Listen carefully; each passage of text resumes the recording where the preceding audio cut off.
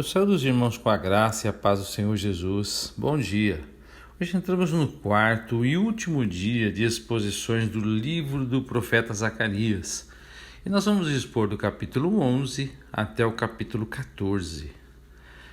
No capítulo 11, dos versos 1 ao 17, num contraste nítido com os capítulos de 9 e 10, nos quais o Messias é retratado como um pastor maravilhoso, essa passagem apresenta uma descrição repulsiva da rejeição do Messias, o verdadeiro pastor. O profeta passa das glórias do Messias aceito em sua segunda vinda para a apostasia e rejeição nacional do Messias em sua primeira vinda. Dos versos 1 ao 3 do capítulo 11, como uma labareda que desce para desolar toda a terra de Israel, Zacarias descreve um fogo de castigo que consumirá os ímpios como um incêndio que destrói as árvores. A devastação não se limitará apenas ao castigo espiritual, mas incluirá a morte dos perversos quando a terra de Israel for castigada. Encontramos aqui as passagens mais poéticas do livro. Líbano, Bazã e Jordão representam toda a terra prometida no castigo que varre a nação de alto a baixo, desde o norte, passando pelo interior, descendo pelo Vale do Jordão, até chegar à fronteira sul. O verso 2, geme, ó cipreste, se os cedros resistentes caíram, sem dúvida as árvores mais vulneráveis não serão capazes de permanecer em pé. Carvalhos de Bazã.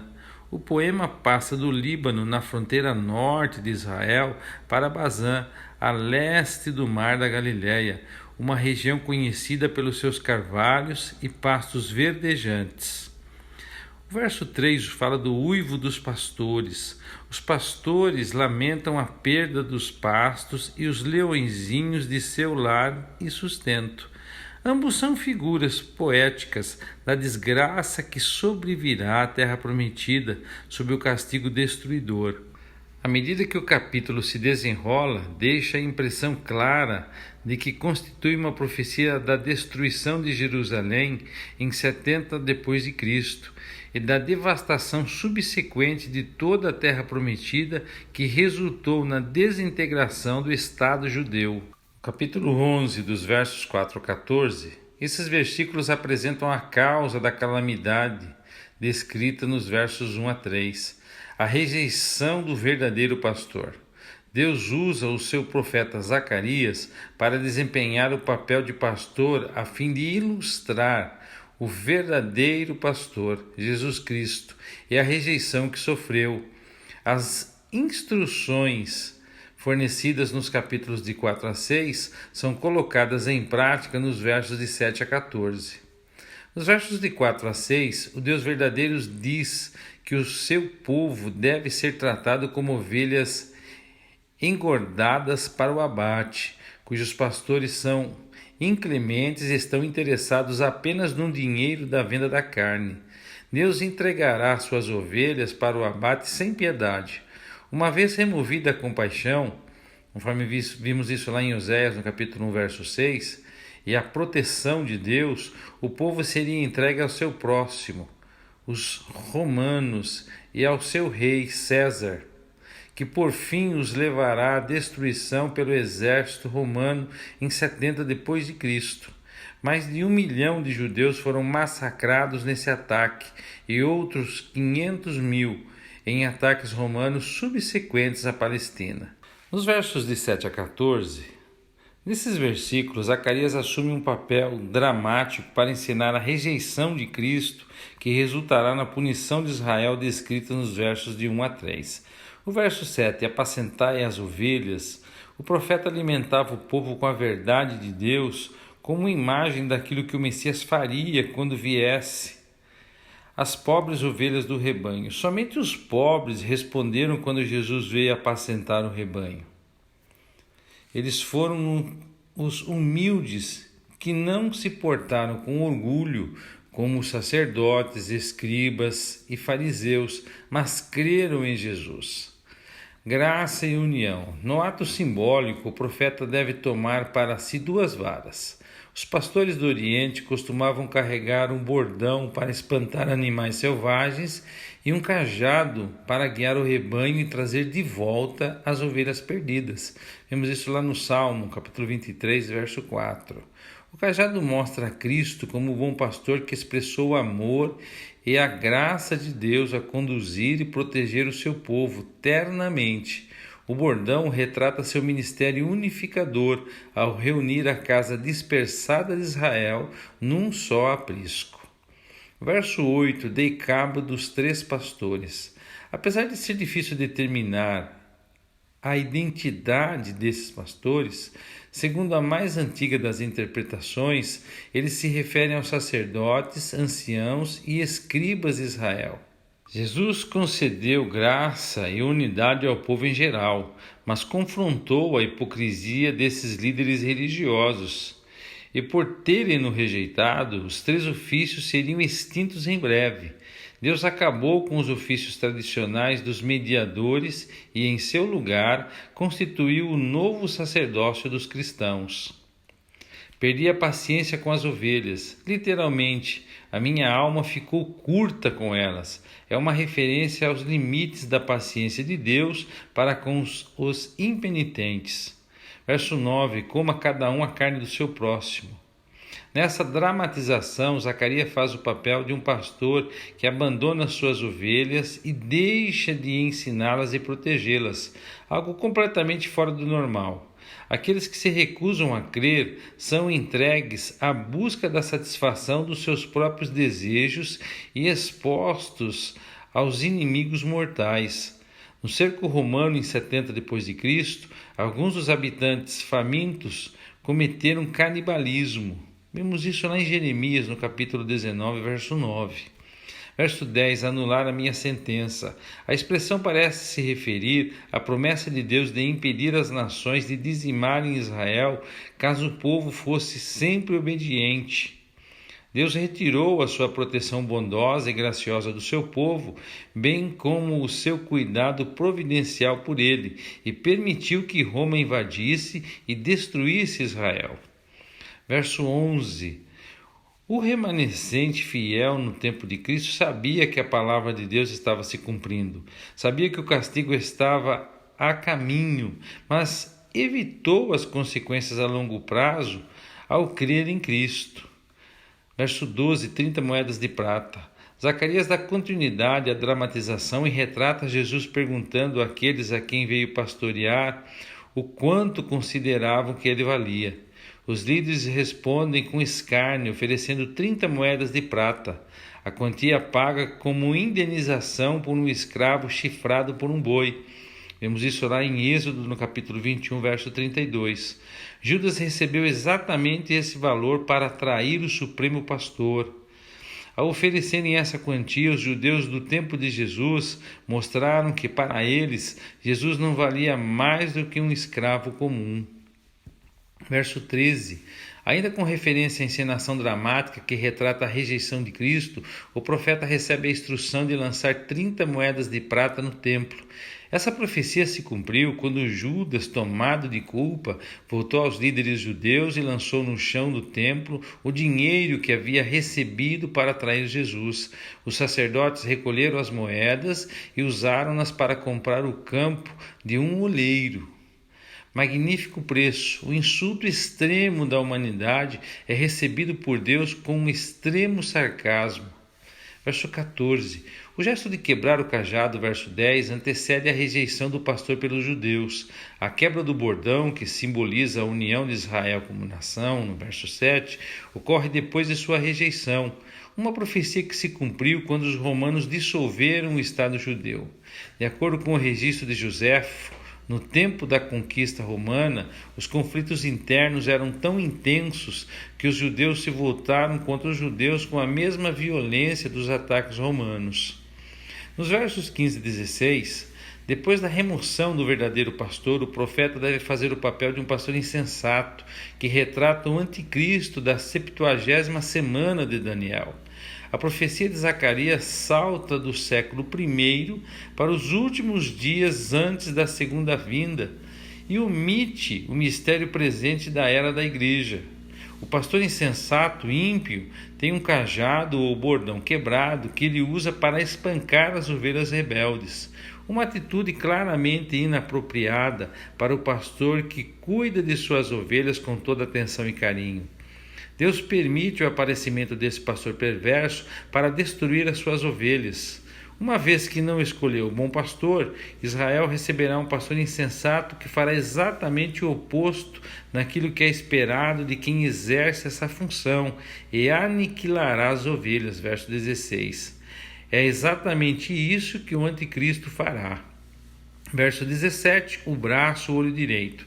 Zacarias condenou o pastor inútil e observou que sua força, o braço, e inteligência, o olho, lhe serão tirados.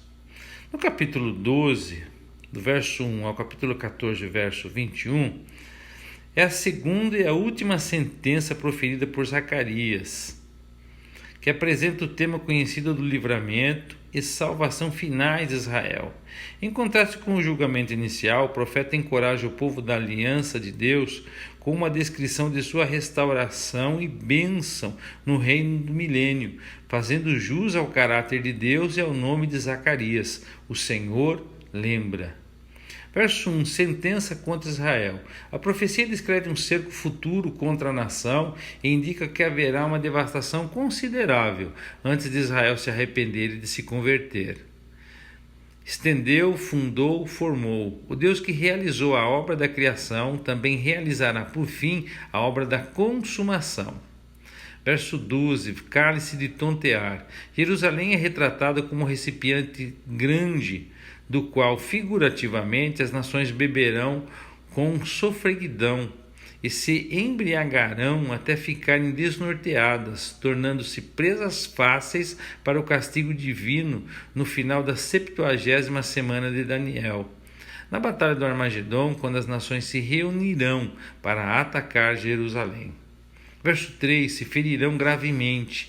Jerusalém será como uma pedra pesada que esmagará todos os povos que tentarem conquistá-la. Sua invencibilidade será decorrente da intervenção divina. Verso 4, os cavalos.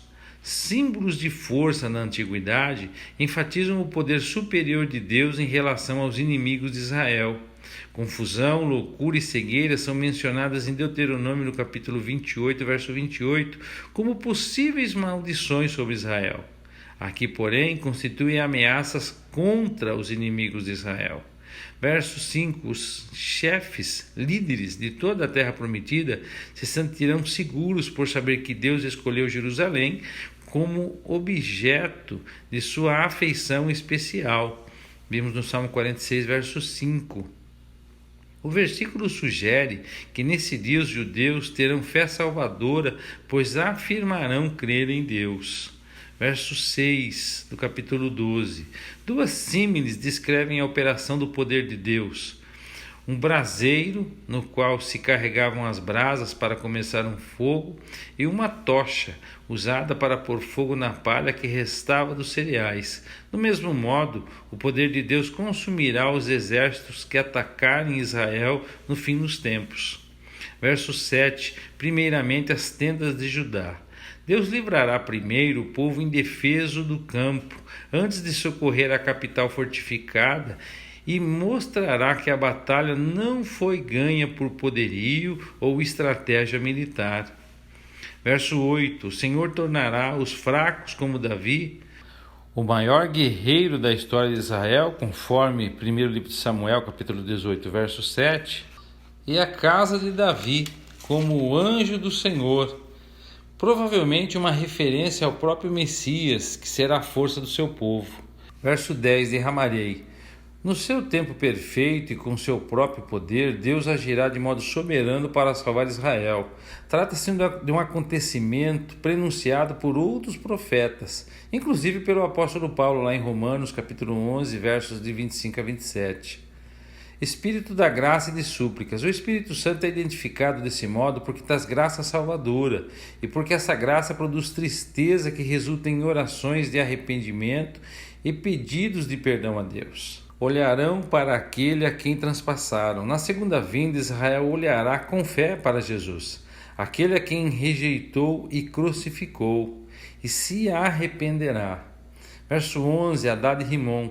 O lamento amargo desse dia é comparado ao pranto pela morte do justo rei Josias em Hadad e Rimom, na planície de Megido, situada a noroeste de Jerusalém.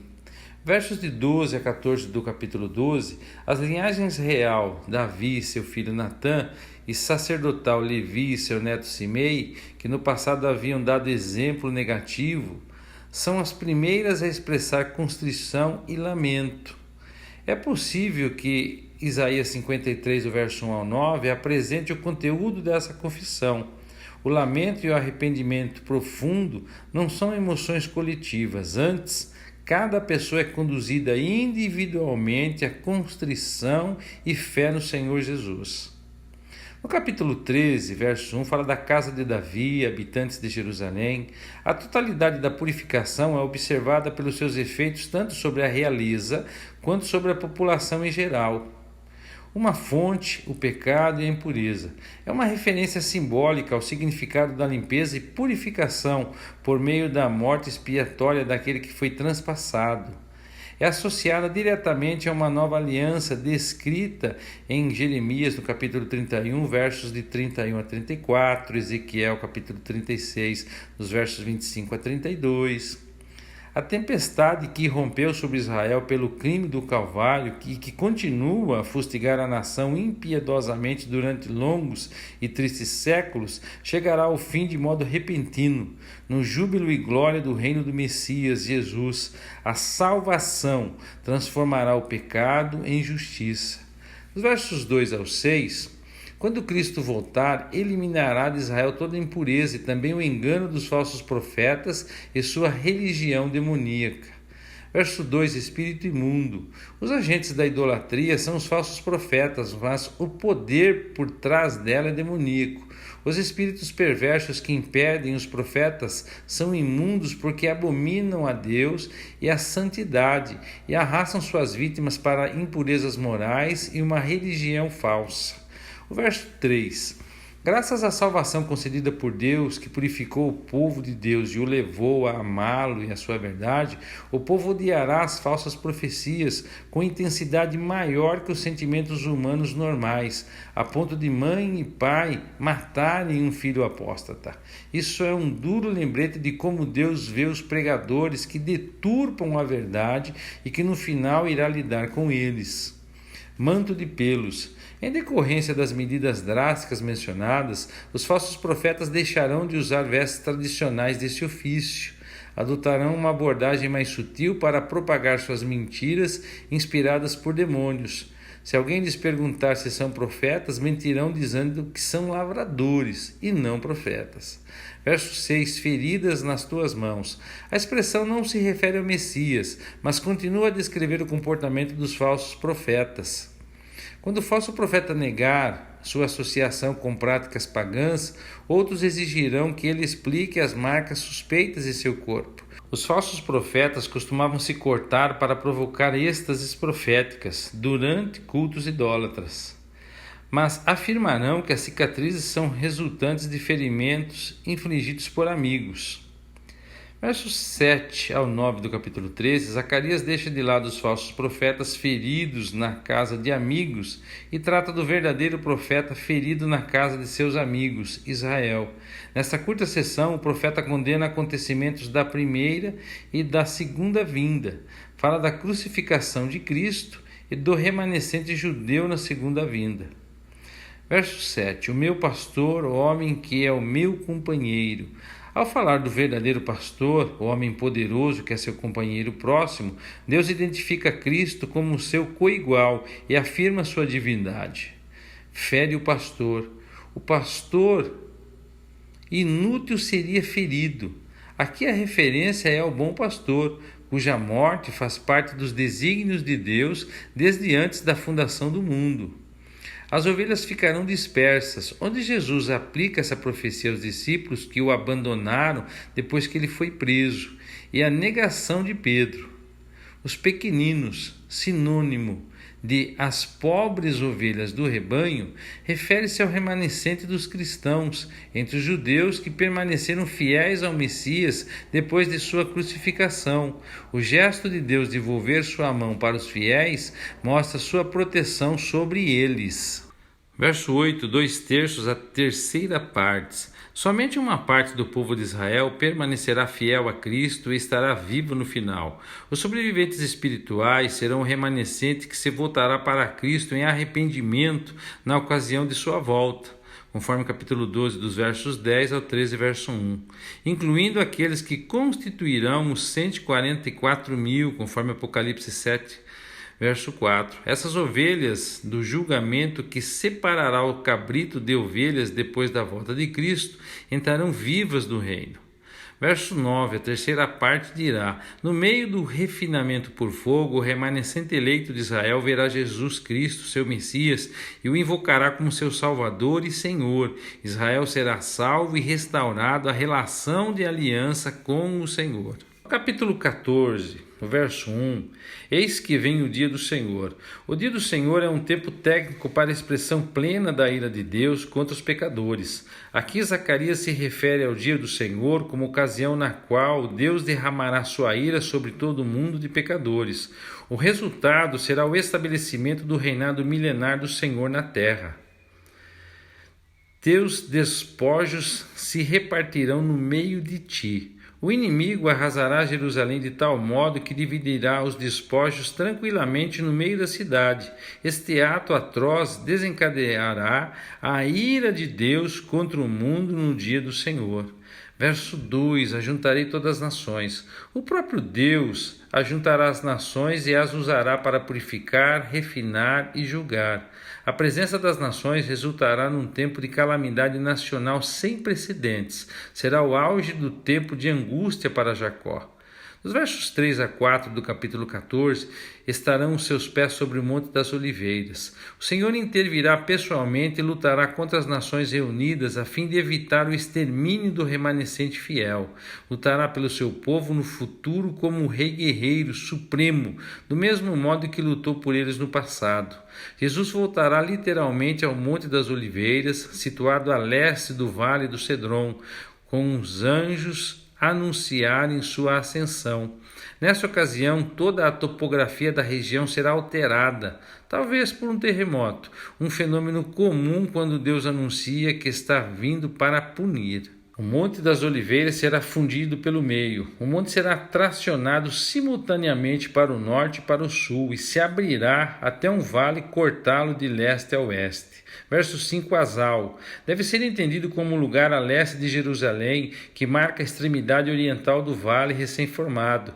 Apesar de ser impossível identificá-lo com exatidão, é possível que se trate do Vale de Josafá ou o Vale da Decisão, que será palco do julgamento das nações e da fuga da metade dos habitantes da cidade, que não foram capturados, lá no verso 2. Todos os santos com ele. O termo santos pode se referir aos anjos, aos cristãos judeus ou aos cristãos judeus e gentios. Versos 6 a 7 do capítulo 14. Enquanto os judeus estiverem fugindo pelo vale recém-formado, as luzes do mundo se apagarão e serão substituídas pela luz da glória de Cristo.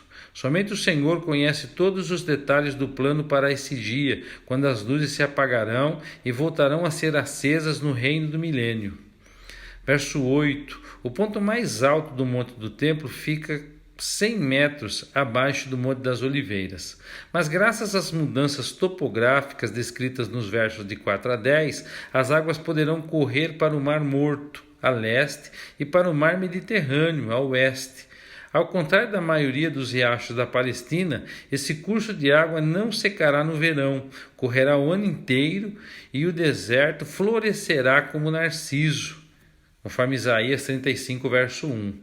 Verso 9, um só será o Senhor e um só será o seu nome.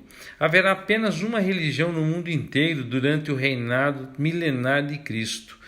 O Senhor governará com cetro de ferro e eliminará as religiões criadas por Satanás. Será o cumprimento final Primeiro, da aliança abrâmica, segundo a qual ele daria origem ao povo judeu, à nação de Israel e da terra que daria a Abraão. Segundo, da aliança davídica, com a promessa de um rei da tribo de Judá e da continuidade da linhagem de Davi. E terceiro, da nova aliança que oferece esperança de redenção espiritual para judeus e gentios. Tudo isso se cumprirá no Senhor Jesus Cristo e por meio dele. Verso 10, toda a terra como a planície. O termo planície retrata o vale do Rio Jordão, que se estende do Monte Hermon, com 3.000 metros de altura, até o Golfo de Acaba.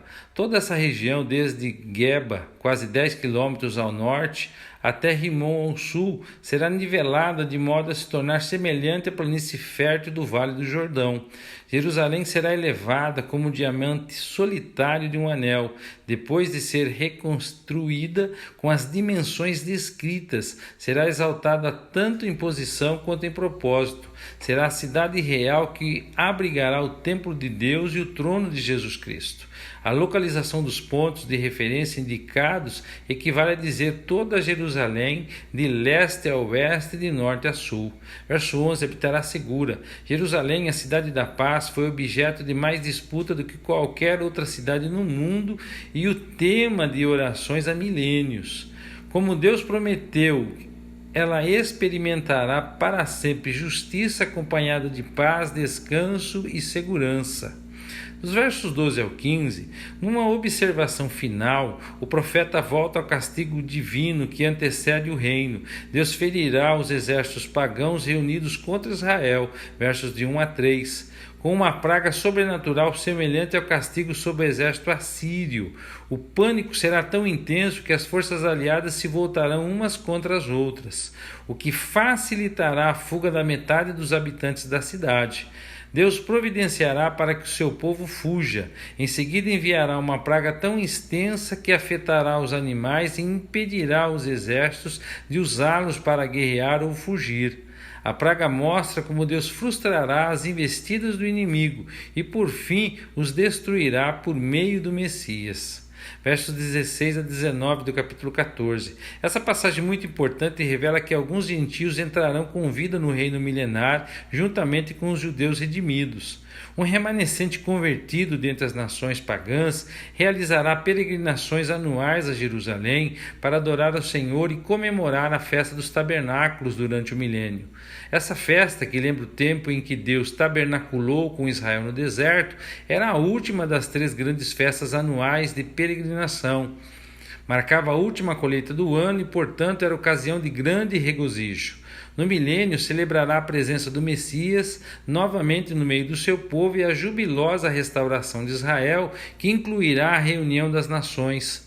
Aqueles que se recusarem a participar sofrerão secas e pragas. Tragicamente, ao longo dos 1000 anos, muitos ao redor do mundo rejeitaram Cristo como Salvador e Rei, e participarão da guerra final contra ele, na qual serão destruídos e lançados no inferno para sempre. Verso 16, Festa dos Tabernáculos. O contexto histórico se encontra em Levítico, capítulo 23, versos de 33 a 36. E outros. Além da festa dos tabernáculos, outras 2 comemorações serão observadas no milênio. A festa do Ano Novo, Ezequiel capítulo 45, do verso 18 a 20, e a Páscoa dos judeus, Ezequiel capítulo 45, do verso 21 a 25.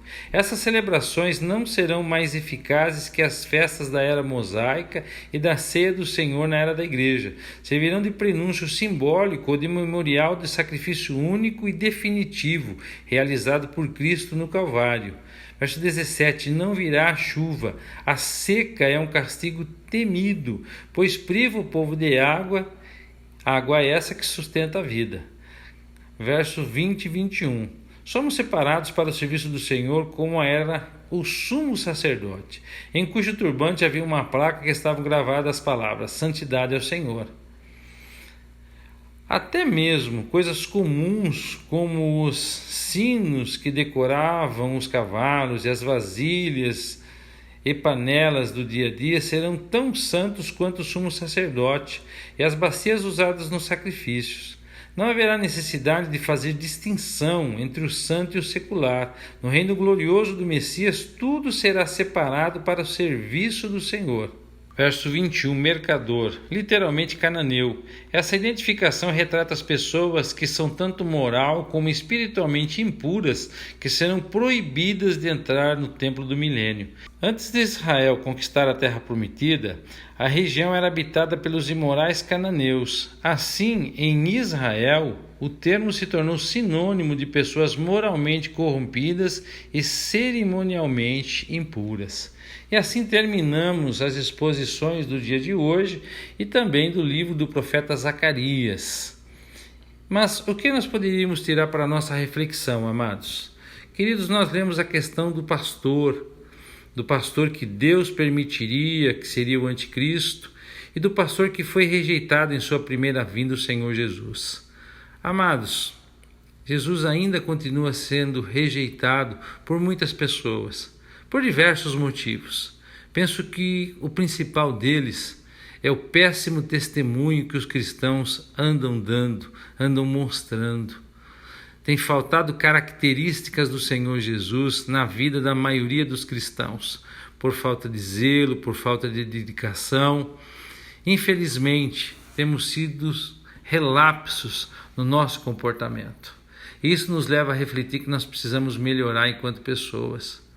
Precisamos deixar que Cristo transpareça em nossas vidas de uma forma mais clara, mais evidente e de uma forma mais palpável. Muitas vezes nos dizemos cristãos, dizemos que temos uma fé em Jesus Cristo, quando a nossa vida fala exatamente ao contrário. Cada um sabe das suas limitações e daquilo que precisa fazer e daquilo que precisa mudar. Mas nós precisamos mudar para que Cristo seja manifesto através das nossas vidas. Queridos, que cada um possa pensar nisso e melhorar enquanto cristão. A nossa carreira cristã nos é proposta de forma que a cada dia nós precisamos crescer, mas nos parecer com Cristo Jesus. E esse é um objetivo que jamais ele pode ser esquecido. Queridos, Deus os abençoe, foi um prazer estar com os irmãos, muito grande. Deus os abençoe e um ótimo dia de reflexões para todos. Até!